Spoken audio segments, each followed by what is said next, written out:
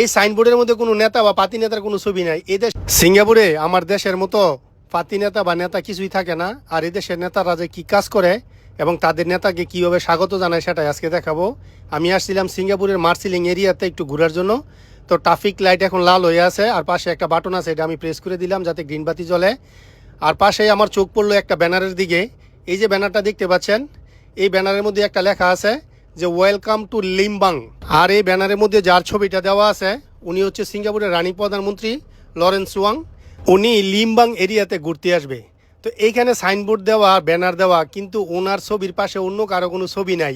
আমি যদি আশেপাশের এরিয়াটা দেখাই আপনাদেরকে, দেখুন তো কোনো সাইনবোর্ড আছে কিনা। আমাদের দেশে যেরকম রাস্তার উপরে বড় বড় সাইনেজ দেওয়া থাকে যে প্রধানমন্ত্রী আসবে, বড় বড় সাইনেজ দেওয়া, সিঙ্গাপুরে এগুলো নাই। এই সাইনবোর্ডের মধ্যে কোনো নেতা বা পাতি নেতার কোনো ছবি নাই। এই দেশের প্রত্যেকে মানুষ আদর্শ নিয়ে রাজনীতি করে।